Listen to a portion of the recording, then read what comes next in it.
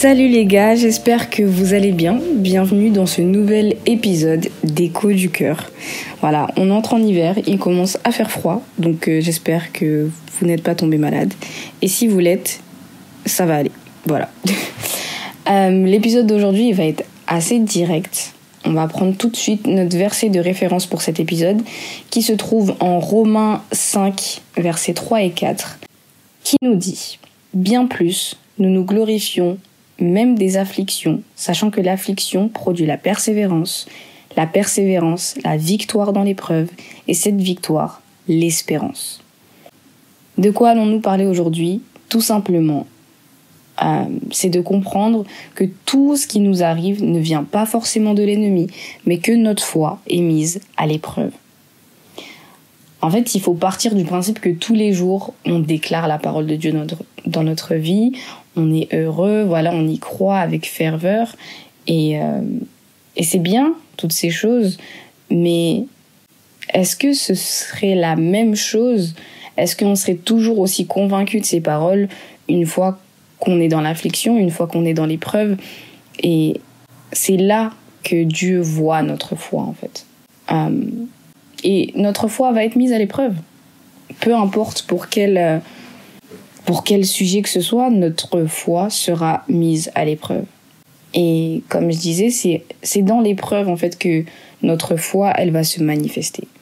Et ce qu'il faut cultiver dans ce genre de moment, dans les épreuves, c'est la patience dans la prière et la persévérance.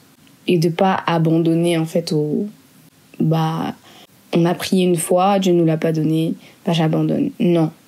Il faut persévérer et vraiment continuer de demander, en fait, ce que l'on veut. Parce que notre temps n'est pas le temps de Dieu. Et pour nous, ça peut être long. Pour Dieu, vous savez, le temps, c'est quelque chose d'un peu... Voilà, ça le touche pas. Donc, comprendre que 10 ans pour nous, ça peut être un jour pour lui. Et donc, il faut persévérer dans cette demande, dans vos prières.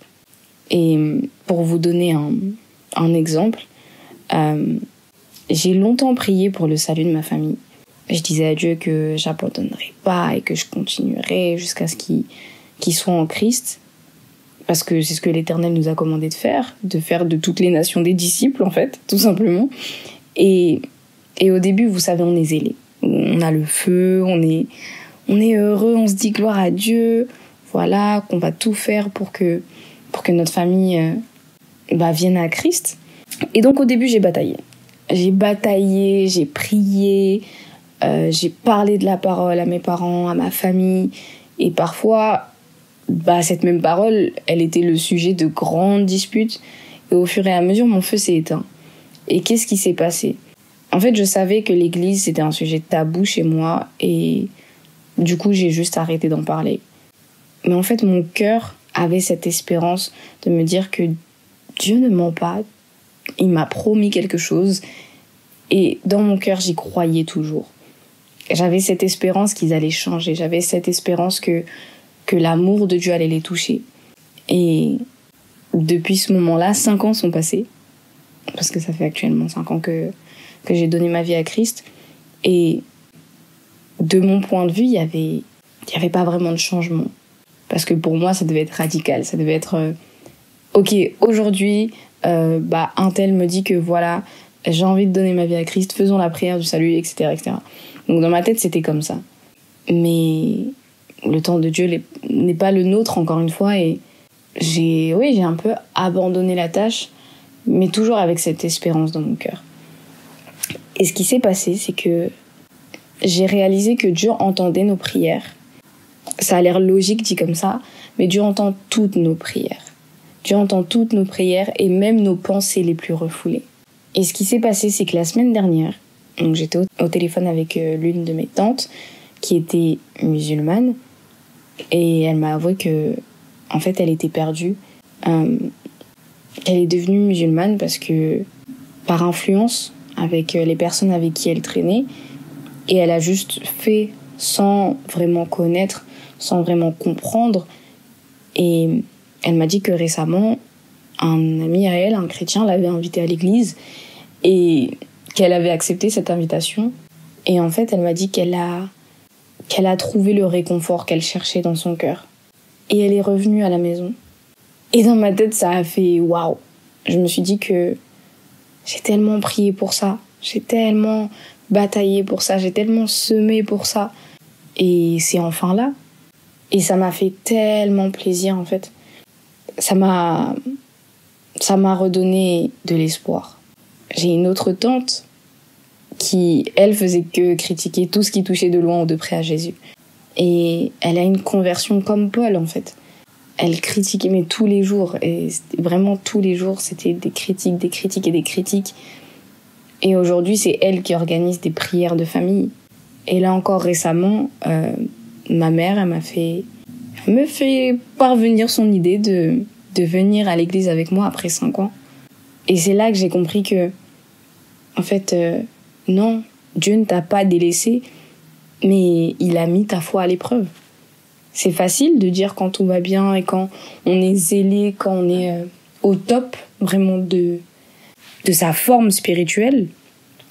C'est facile de dire oui, je vais faire ça et oui, je vais faire ça.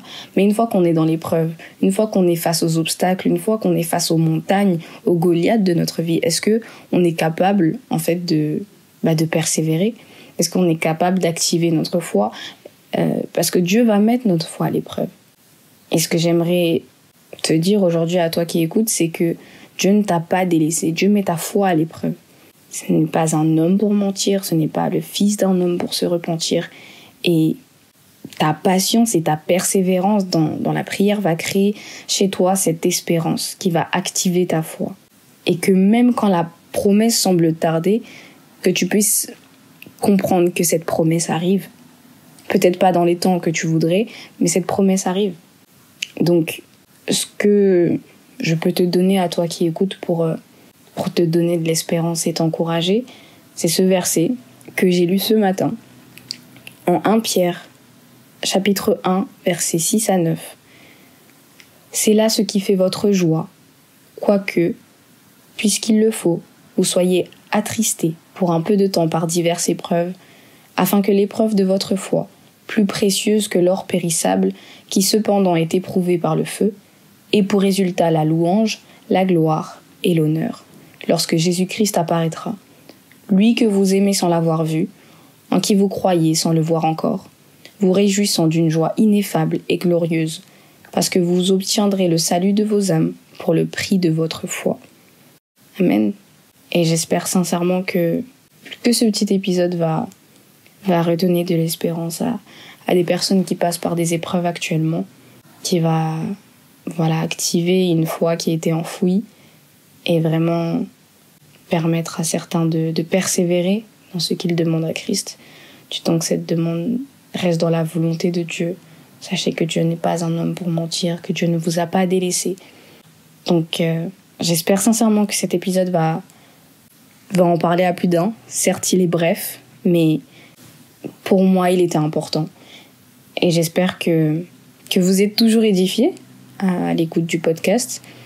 En tout cas, je vous souhaite une belle fin de semaine. Que Dieu vous bénisse. Et on se dit à la prochaine pour un nouvel épisode d'Écho du Cœur. Salut!